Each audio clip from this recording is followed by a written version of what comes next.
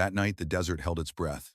Wind stopped at the ridge, watching dust coil around the rusted rail, like an old scar that never learned to heal. I found her at the door of an abandoned feed shed, skin baked, eyes dry, her hand clamped tight around something small enough to keep, heavy enough to drown. I raised my shotgun. The oil lamp swung, spilling light across splintered walls and her trembling shadow. And then I heard her voice, soft, cracked, foreign but clear. "Wait, I take it off." She opened her palm. Not a weapon, not a token of sin. A blood-stained wedding ring, the name on it blurred where the metal had rusted into her skin. "They said I stole it," she whispered, "but I was the one who tried to save him, on the freight car." Her words landed like sand hitting a coffin lid, quiet, final, unbearable. "My name's Elias. Once, I was a field medic who learned that hesitation kills faster than bullets. I'd walked away from battle, from mercy, from everything that bled. Out here, folks say, you don't mess with a widow's grief. But grief doesn't always come with a marriage license." I lowered the gun. "How long have you kept it?" I asked. "Long enough to know holding truth never saved anyone," she said. Her name was Mara. She didn't ask for shelter, she asked for a way through. "If you still believe in water," she said, eyes steady on mine, "send this ring where the trains still run. Truth has to travel.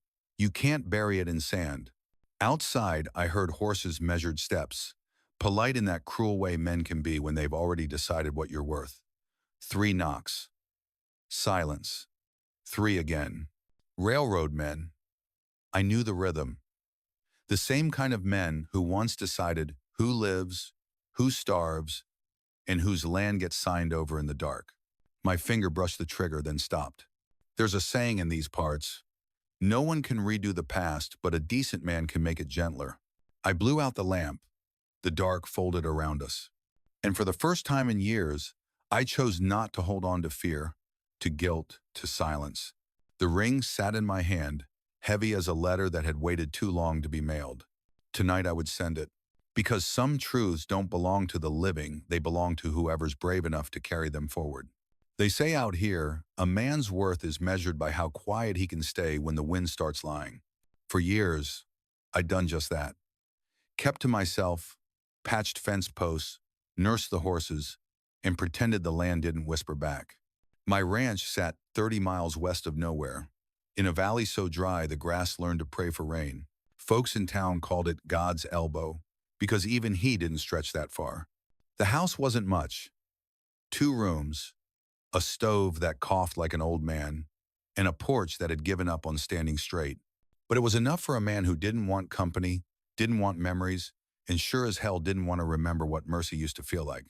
Before Mara showed up, my days were measured by the sound of boots on wood and the clink of metal against coffee mugs. I was a man living on habit, not hope. See, years ago, I'd served as a medic in the border wars. Not a hero, not even a good soldier, just a pair of shaking hands, trying to hold guts inside boys who were still calling for their mothers. The worst day wasn't when I lost them. It was when I stopped feeling anything at all. When the blood didn't look red anymore, just familiar. When the war ended, the railroad started swallowing everything the war hadn't already burned. They bought land cheap, bought silence cheaper, and anyone who asked questions disappeared into the dust. I'd stitched more bullet holes in peace than I ever did in battle. Then there was the ring, that small, shining thing sitting in my palm hours after she came. It carried weight I couldn't explain, like a promise passed through too many dying hands. After we put out the lamp that night, I moved her into the barn. She refused the bed. "They'll track me by my shoes," she said, and took them off. Her feet were torn, dust caked to the bone. When I asked who they were, she said, "The kind of men who think the world owes them land because they can afford a fence." She told me she'd worked for the railroad company bookkeeping, sorting ledgers, sealing envelopes. Then one day I saw numbers that didn't add up. Thousands of acres signed over with fake names, one of them matching the man who died on that train. Ugh. Her voice faltered, then steadied again. He wasn't supposed to die, he was supposed to testify. That was when it started making sense, the horses outside, the slow knocks, the reason she ran. She wasn't just a stranger, she was a witness, carrying proof no one wanted to exist. I poured her a cup of coffee the next morning. She didn't drink it right away, just held the tin cup close to her chest like it might warm something inside. You believe in justice, Mr. Elias? She asked. Once did. Then I learned justice takes too long to ride this far. Then maybe it needs a new horse, she said quietly. Her words hung in the air, heavier than steam. I spent that afternoon pretending to fix the roof, though my hands kept finding the ring in my pocket. The more I looked at it, the more it felt like a question I'd been avoiding. What if mercy isn't weakness? What if it's just the courage to keep someone else's story alive? Later, I found Mara in the corral, whispering to my horse like she'd known him forever. The beast lowered his head, something he hadn't done for me in months. Animals don't lie, she said without turning around. They just listen. The sun was going down, and the desert turned that deep rust color like the earth was remembering every wound it ever took. I stood there, watching her braid her hair with twine, trying to make herself invisible to a world that already wanted her gone. There was a distance between us, me and her and the law and the truth. But something in the quiet made me think that distance wasn't meant to stay. That night, I caught her staring at the old telegraph wire that ran along the ridge. The line had been dead for years, but she said she could still hear the hum. Maybe ghosts travel faster than mail, she said. I didn't laugh, because I knew what she meant. Some things never die, they just keep echoing until someone finally answers. The desert wind picked up again, hissing through the cracks in the barn like it was carrying a warning. And for the first time in a long time, I realized something was changing. Maybe the storm wasn't coming for me this time. Maybe it was waiting for me to move first. The next morning, the wind was up before the Sunday. It came low and mean, sweeping grit across the porch like it wanted to scrape the world clean. Mara stood by the trough, hair tied back, washing the blood from the ring. The metal caught the light, flashing once, then disappeared again between her fingers. You keep doing that, I said, stepping out with a mug of coffee. Doing what? Trying to wash off history. She gave me a small look, half a smile, half a wound. Maybe I'm just teaching it to shine again. Before I could answer, a horse neighed from the ridge. Then another. I felt it before I saw it, the hum that comes before trouble, like the air getting ready to split. Two riders were coming down the slope, coats black as court papers, rifles hanging easy. Railroad men. Not the hired thugs who drank in town, but company men, clean collars, clean bullets. Mara stiffened. They'll talk sweet first, she said. That's how they measure who's scared. I nodded, my hand brushing the butt of my gun out of habit, not intention. You go inside. No, she said, standing her ground. If I run now, they'll smell it forever. The riders stopped 20 feet from the porch. Dust swirled around their boots like a bad omen. Mornin', Doc Elias, the taller one said, tipping his hat. Heard you were playing Good Samaritan again. Taking in strays. I didn't blink. Just patching fences. He grinned. Yeah, well, one of them broke right through the company line. He looked past me, eyes on Mara. Ma'am, you lost? These parts aren't safe for ladies without escort. Mara didn't move. I've already been escorted, she said. All the way from hell. The short one laughed a dry, ugly sound. That's so? Company says you got something belongs to them. Maybe we help you return it. I stepped off the porch. Slow, controlled. She's got nothing of yours. Move along. Oh, the tall one turned his horse sideways, blocking the road. Now that don't sound hospitable. We just want to talk. Then talk from the saddle. That was when he spat, and I knew the talking was over. His hand slid toward his gun, lazy, but sure. Old habits never die. Mine didn't. The sound of a shotgun being racked carries weight in the desert. It's the kind of punctuation that ends most conversations. But Mara's hand touched my arm. Don't, she whispered. Not yet. Her voice was low, steady, the kind that cuts through heat and noise. She walked right up to the man's horse, close enough that his shadow fell across her face. You think the company owns everything it touches, she said, calm as a prayer, but you don't own the truth. Then she opened her hand. The ring gleamed once, red and gold. This is what you're afraid of. Proof that you kill men for dirt. The rider's smile faltered. He didn't reach for the ring, he reached for the reins. Let's go, he muttered to his partner. And just like that, They turned back toward the ridge, their horses kicking up a cloud of dust that stung my throat long after they were gone. I stared at her. You just painted a target on both of us. They already had it drawn, she said. At least now they know we're not running. By afternoon, the heat got meaner. I was fixing the pump when I noticed the telegraph pole at the edge of the property, new wire glinting where old rust had been. Someone had spliced a line back into service. The company wasn't just watching, they were listening. That night, I couldn't sleep. Every creak of the windmill sounded like a boot step. Mara sat at the table, drawing on the back of an envelope. Lines, numbers, and something that looked like a map. This ledger, she said, tapping it with her pencil. It wasn't just land fraud. They're running coal trains under false names. Hidden cargo. If that hits the papers, the railroad burns from the top down. And you think that ring ties it all together? I asked. She nodded. He died for it. I can't let that be for nothing. I leaned back, the chair groaning beneath me. You realize we're sitting in a house made of tinder, holding a match? Then we light it on our own terms, she said. The silence that followed wasn't peace, it was something heavier. The kind that comes when two people realize they've already crossed the line that used to keep them safe. Outside, the moon rose fat and orange, turning the desert into a field of molten glass. I could see movement near the ridge again. 3 silhouettes this time, not 2. Watching. Waiting. I took the lamp down and covered it with my hand. Mara looked up from her drawings. How long before they stop asking? They won't, I said. Not till they think the truth's buried for good. She stood, folding the papers into her coat. Then we better make sure it travels farther than they can dig. When she said that, something in me broke loose, the part that had been frozen since the war.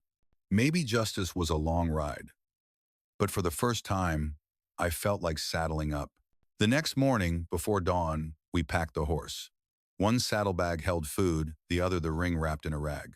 She tied her hair, looked back once at the house, and said quietly, "If we don't come back, don't let them build anything here." I nodded. Nothing grows in ash. She smiled faintly. That's the point. The wind had shifted. Even the desert could tell we just crossed a line that wouldn't let us turn back. By the third day, the air itself tasted like iron. We rode at night, slept by day 2 ghosts moving across the skin of the desert, following the old telegraph line north. Mara said the line would take us to a junction near Fort Mason, where a mail train still stopped twice a week. That's where she'd send the ring proof, wrapped inside a dead man's story, addressed to a reporter who still believed in truth printed in ink instead of blood. Every mile carried the weight of a secret. Every horizon felt closer than it should have been. Around dusk, the wind turned cold. Wrong kind of cold. The kind that warns you something living is watching. We saw them before they saw us. 3 riders moving slow on the ridge, backlit by the red wash of the setting Sunday railroad men again, only meaner now. Their coats flapped like black flags. Mara whispered, "They found us sooner than I thought." "Then maybe we stop running," I said, dismounting. We made camp behind a rock bluff. I took out my old field rifle, cleaned it, checked the rounds, each one a small confession. Mara watched in silence, her face calm, almost too calm. "You're not like them," she said. "Don't be so sure," I muttered. "A man can get used to the smell of gun oil if he runs from everything else long enough." She shook her head. "You're not running now." The night deepened fast. The moon came up, fat and bright, like it wanted a front row seat. And then hooves. Close. The first shot cracked the silence apart. Wood splintered off the rock above my head. I ducked, pulled Mara down. "Stay low!" Another bullet hissed past, close enough to tug the air from my ear. When the echo faded, I shouted, "You boys lost your sense of direction? Or just your souls?" A voice came back, laughing. "No souls here, Doc. Just orders. You got something we need." The kind of line men use when they've already decided to kill you. I fired once, not to hit, just to speak their language. The shot echoed off the canyon wall, bounced back like thunder. They spread out. That's when I realized we were boxed in the cliff behind us, the open valley in front. No way to outrun them. Mara grabbed the saddlebag, pulling out the ring. "If they want it so bad, let's make sure they never get it." She started toward the ridge. Fast. "Mara!" I yelled, but she didn't stop. The gunfire picked up angry, random, wild. I ran after her, boots slipping in the sand. She climbed higher, a dark silhouette against the moon. Then a shot tore through the night, and she stumbled. I caught her just before she fell, blood blooming through her sleeve. "I'm fine," she gasped, breath shaking. "Just the arm." But she was lying. I could feel the tremor in her legs, the way her heartbeat fluttered too fast. The men closed in three shapes cutting across the slope, rifles raised. I could see their eyes now, cold and certain. The tall one called out, "Hand it over, Doc, be smart." I lifted the rifle, my voice low. I stopped being smart the day I started being decent. Oh. Then I fired. The first man dropped his gun and spun sideways. The second fired back, hitting the rock behind me. Sparks flew. Mara pushed me down, whispering, "The train." "What?" She pointed toward the valley. In the distance, faint but real, came the low rumble of steel wheels, night freight, right on time. Her eyes were fierce now, fever bright. If that ring makes it on board, the world hears the truth. That's all that matters. She tore the bloody rag from her arm, wrapped the ring inside, and pressed it into my hand. "Throw it into the open car when it passes. Don't miss." "Mara, promise me." The freight train roared closer, sparks flying from its wheels like shooting stars. The gunfire blended with the thunder of metal, the desert shaking under its weight. I stood up, the rifle slung, the bundle in my hand. The moment stretched, breathless. Then I threw it. The rag arced through the air, vanished into the open cargo door as the train screamed past. Gone, sent, carried forward. The next bullet hit me high in the shoulder. I fell hard, sand filling my mouth. The world went bright, then dim. When I came to, the riders were gone. So was the train. Only Mara remained sitting beside me, pale, her hand pressed to the wound in her side. "You did it," she whispered. "It's gone." I could barely speak. "We bought time." She smiled faintly. "Sometimes time's enough." The sky was paling now, dawn bleeding into the edge of the world. The color looked like mercy, soft, uncertain, but real. I wrapped her arm with what was left of my shirt. "You're gonna be all right." She shook her head, the faintest shadow of a grin. "You're a terrible liar, Doc." Then she looked east, where the rails disappeared into morning light. "I told you," she murmured, voice fading. "Truth has to travel." Her eyes closed. Her body leaned against mine, light as ash. And for a long time, I just held her. The desert finally quiet, as if even the wind was too tired to keep lying. When I buried her, I marked the grave with a piece of telegraph wire twisted into the shape of a ring. Not for sorrow, for proof. Because some people leave behind land, some leave behind names. But the good ones, they leave behind direction. The world went quiet after the gunfire. Not the peaceful kind of quiet, this was the kind that eats sound, that turns every heartbeat into thunder. When the dust finally settled, only the wind moved, circling around me like it was trying to find what was left of the man I used to be. Mara was gone. The ring was gone. The proof, her proof, was on that train, somewhere between this valley and the rest of the world. But I stayed where I was, sitting in the sand, shoulder bleeding, staring at the rails that cut across the horizon like a scar no one could heal. I don't know how long I sat there, long enough for the sun to come up and make a liar out of the dawn. It promised warmth, but all I felt was the weight of what I couldn't undo. The horse had run off during the fight. The canteen was half empty. I walked anyway. 1 mile, then 2. Each step felt like trying to move through memory, thick, hot, pointless. By noon, the wound in my shoulder had gone numb, and I couldn't tell if it was healing or just giving up. That's when I found the spot. The ridge, overlooking the track, blackened from the gunfire. There was a piece of fabric caught in the brush part of the rag that once held the ring. I picked it up and smelled the faint trace of gunpowder and blood. That smell took me back to the war, to the tent where I'd held a boy's head together with both hands, whispering lies about how help was coming. It didn't come. I'd walked away from that battlefield thinking silence was mercy, but silence only protects the ones who write the stories afterward. Now, standing on that ridge, I realized I'd been silent all my life. watching wrongs pass by like tumbleweeds, telling myself it wasn't my fight, until Mara walked into my line of sight and handed me a truth too heavy to keep quiet. Night came again before I found my way back to the ranch. The house looked smaller, lonelier, like it knew it wasn't home anymore. I opened the door and everything smelled the same: dust, coffee, oil, regret. The same smells you get in a man's life when he stops inviting tomorrow in. Her cup was still on the table. I didn't touch it, didn't move a thing. Just sat down where she used to sit, her shadow still clinging to the chair in the dim light. That's when the voices started, not real ones. Just the ghosts that come when you're too tired to fight them.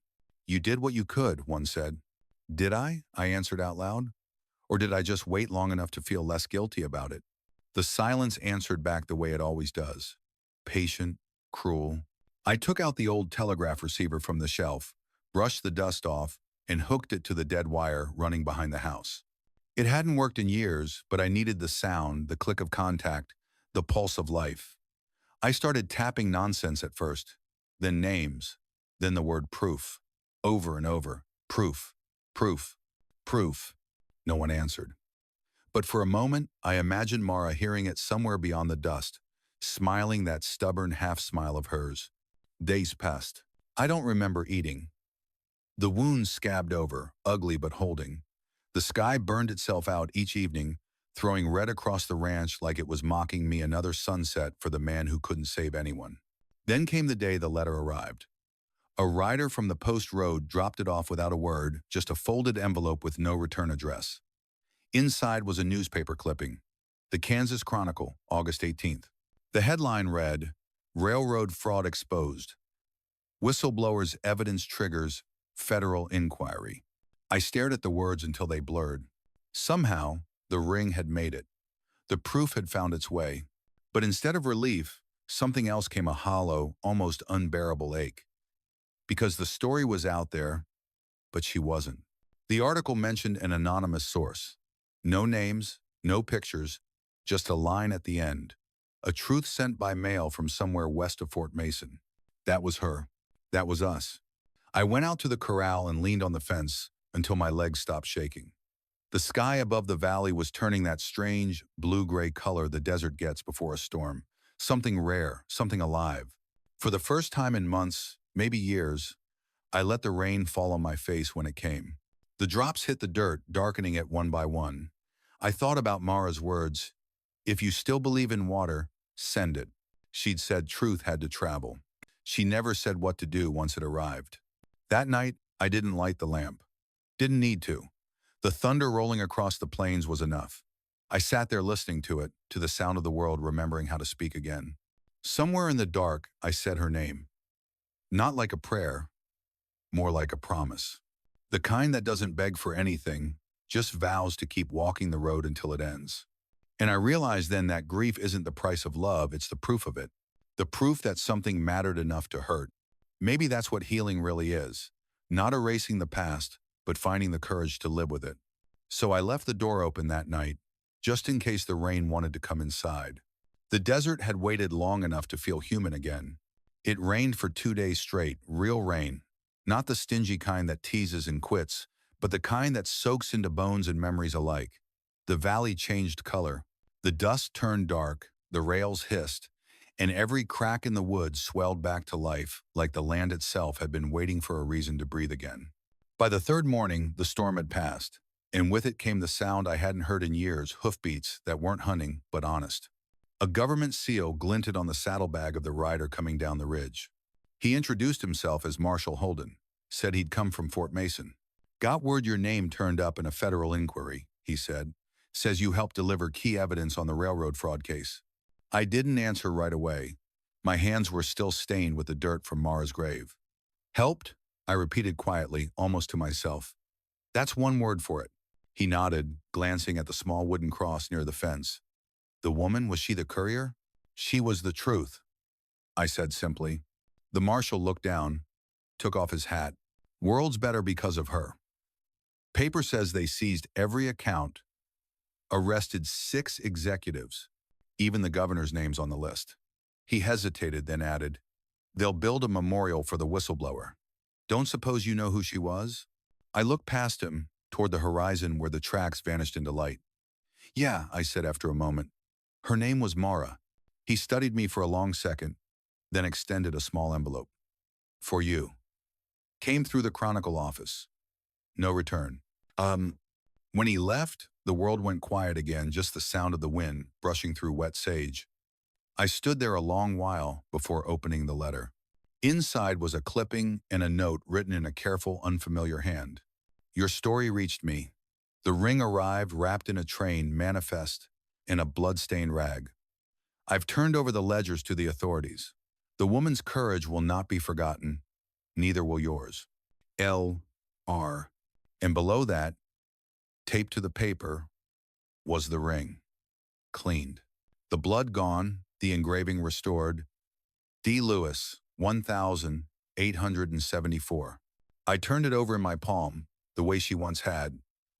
It wasn't heavy anymore, just warm, human.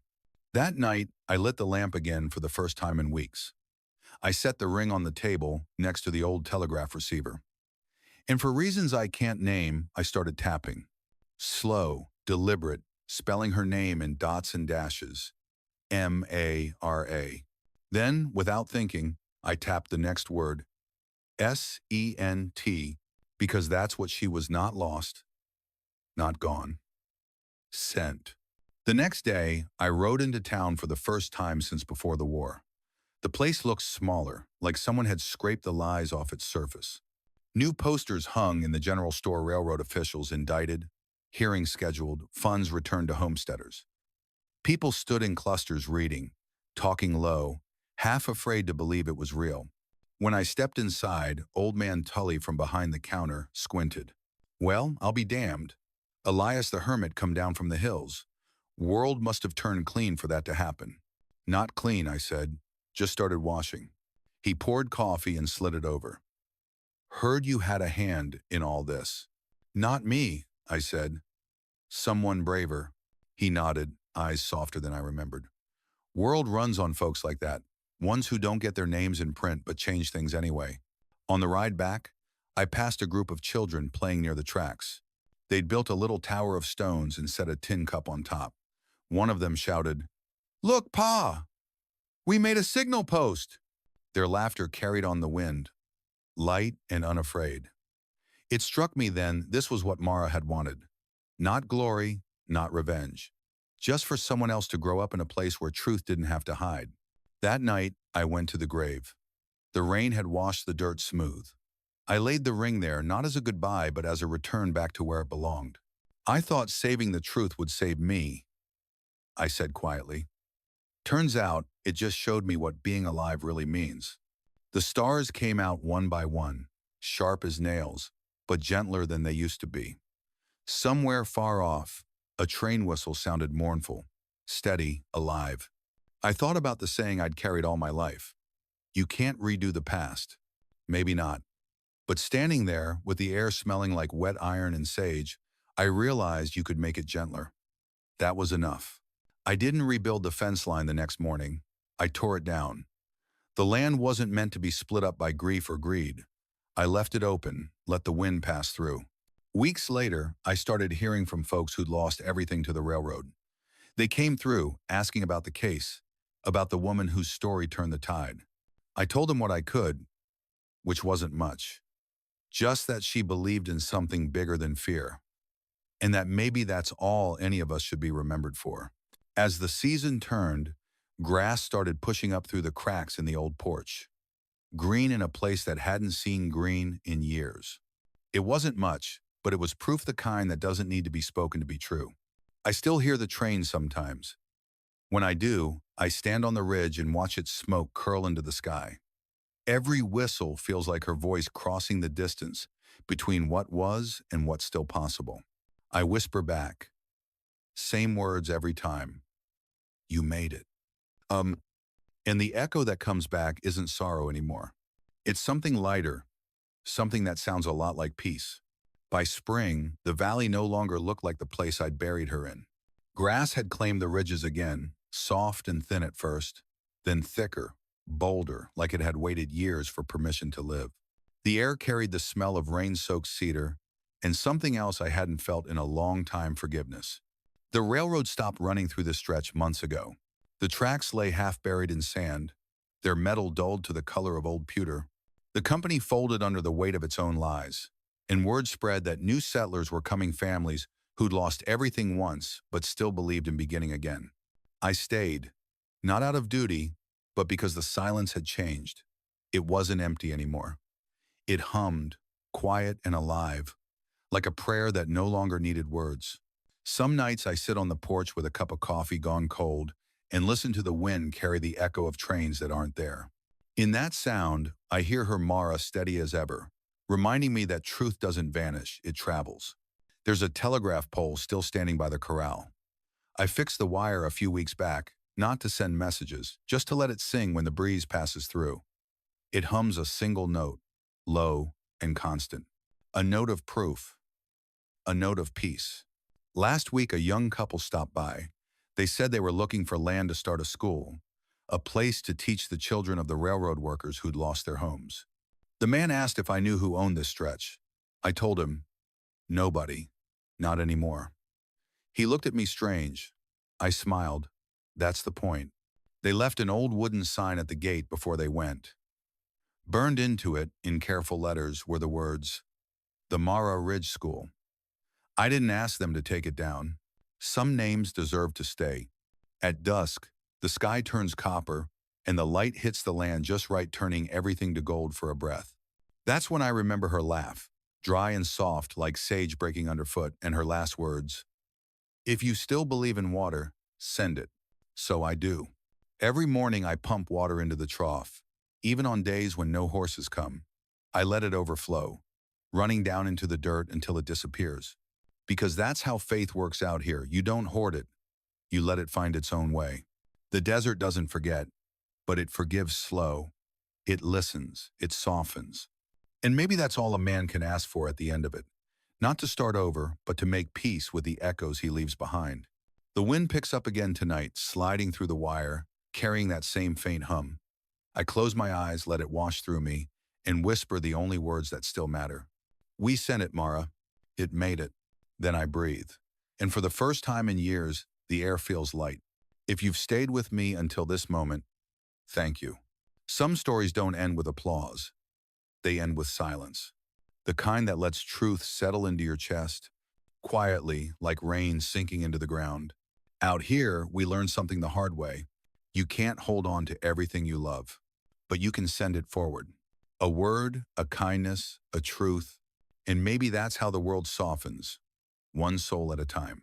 If Mara's story reached you, if you've ever carried a secret too heavy, or loved someone who taught you what courage sounds like, then leave me a sign below. Tell me what truth you'd send and who you'd trust to carry it. Because stories like this don't belong to one person. They belong to anyone brave enough to listen. This is NoNe, Wild West Saga. If her journey spoke to yours, share this story, subscribe, and help me keep sending voices like hers across the miles.